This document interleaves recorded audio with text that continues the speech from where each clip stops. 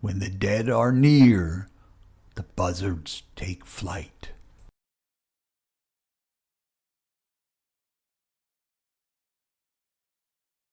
Let me in, for God's sake! The zombies are here! Let me in, for God's sake, please!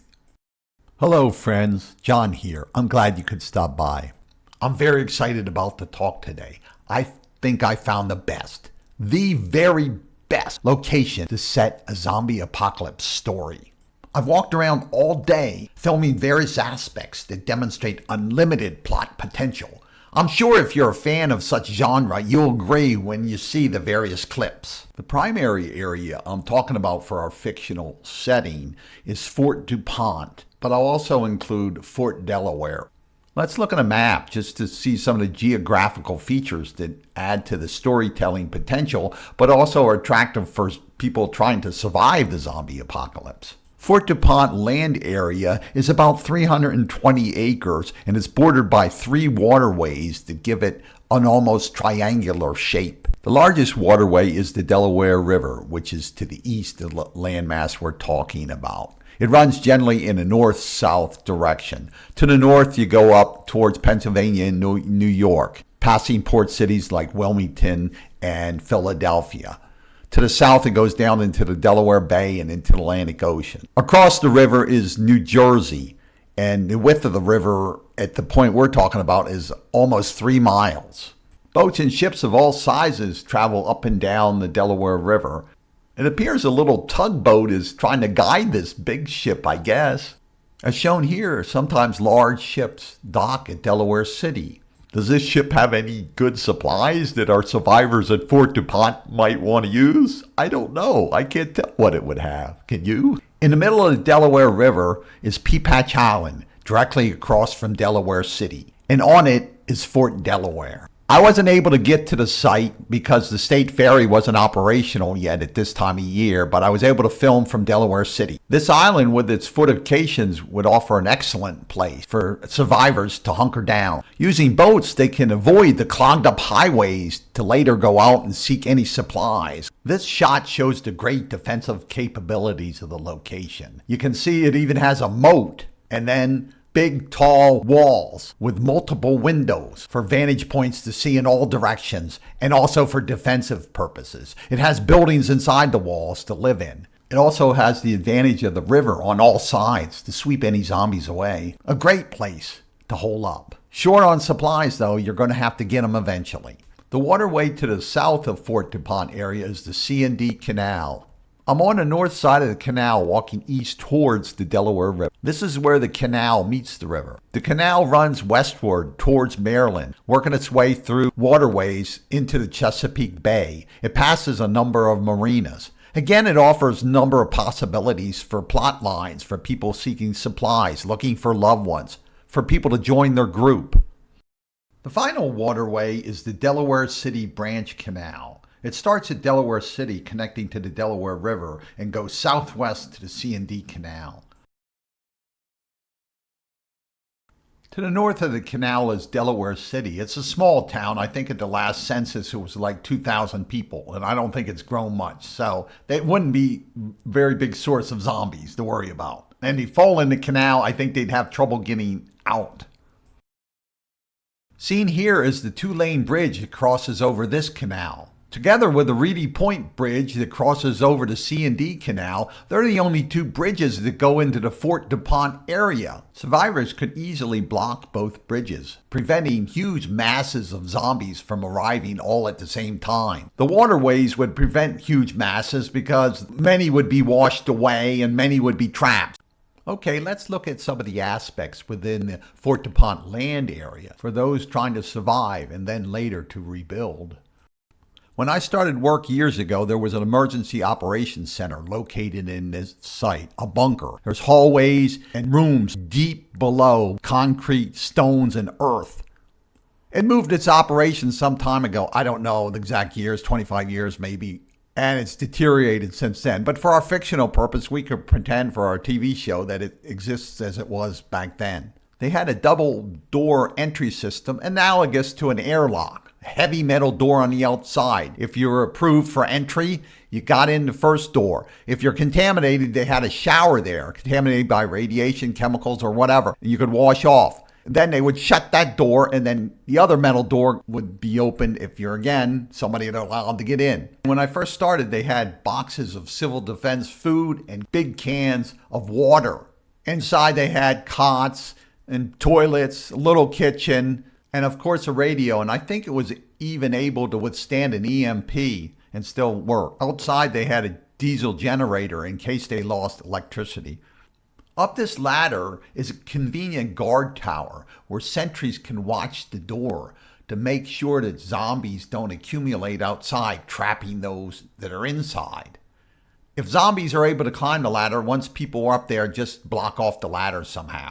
I should add as an aside that there are multiple entrances. Right at the end of the walkway to the bunker, we find this, a boat and the means to haul it.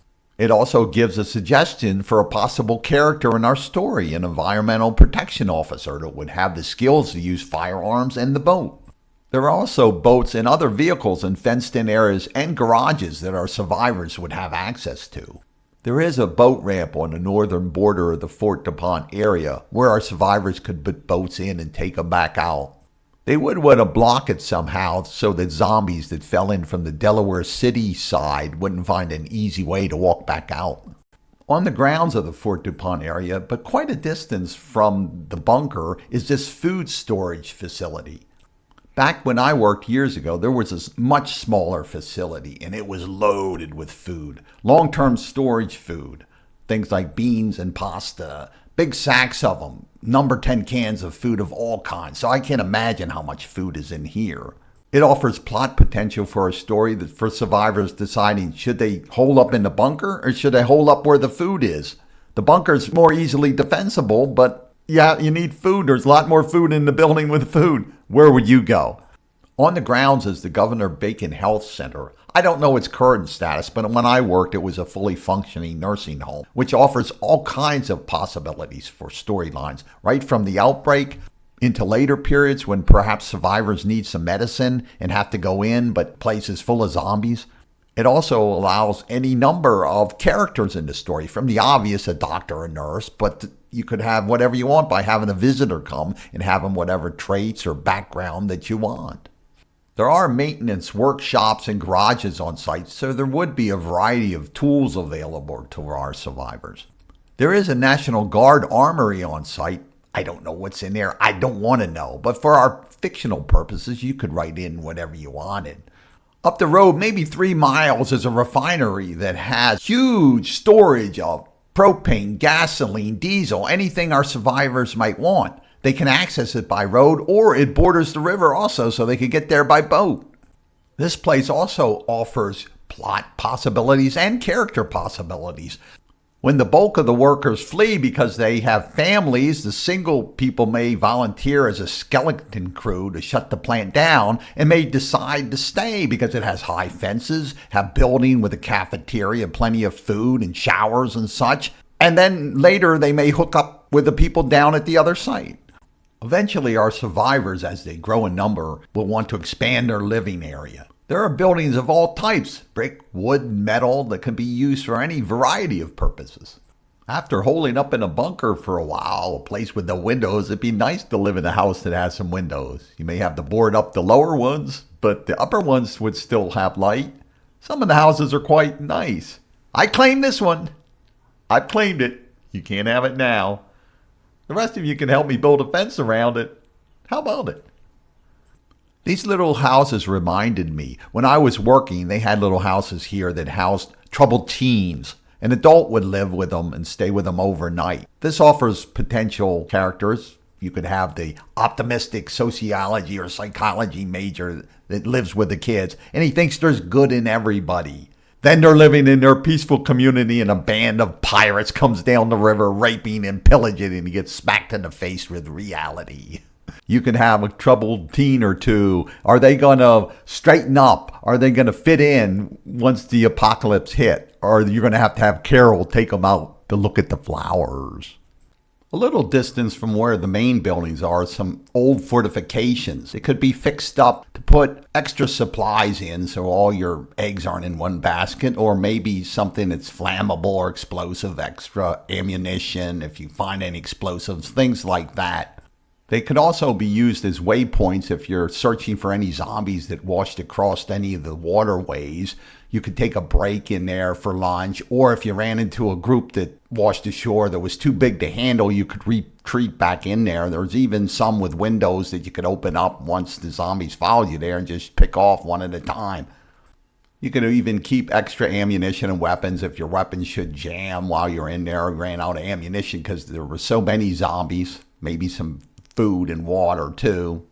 That would give you a chance to last a while until help realized that you were missing and showed up to help. Eventually, our survivors would have to think about producing their own food. There's plenty of grassy areas around where gardens could be planted. Our survivors would have to go out to a supply store somewhere and get some seeds.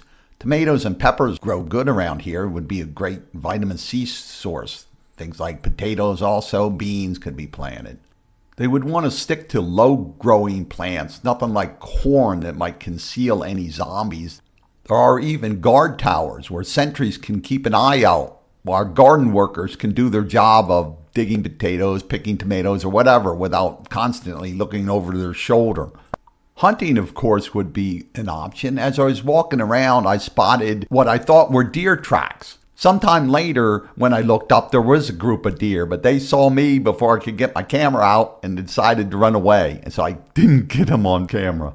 I wanted to put the map back up to show that there's an Augustine wildlife area below the Fort Dupont area. It's the green section below the C&D Canal, directly below where the words say Fort Dupont. I also wanted to point out that there's no city or town down there, so it would be sparsely populated, very few zombies, a good place to hunt. Of course, fishing is always an option. When I was walking around, I ran into several groups of people fishing from shore. Our survivors would probably want to take a boat. It'd be much safer to go offshore. You wouldn't have to worry so much about zombies. I couldn't film any of the people that I ran into. I think the guys told their wives that they were going over to their buddy's house to work on a car or house or something, and then they went fishing. They didn't want to be caught on film when their wives watched my video. I did find one that was fishing and allowed me to film, but they were kind of grumpy. I don't think they were catching anything, but anyway, I'll put it on. Thanks for coming by. I hope you enjoyed my talk. If you have any comments, please leave them. I love to read your comments. Thanks again.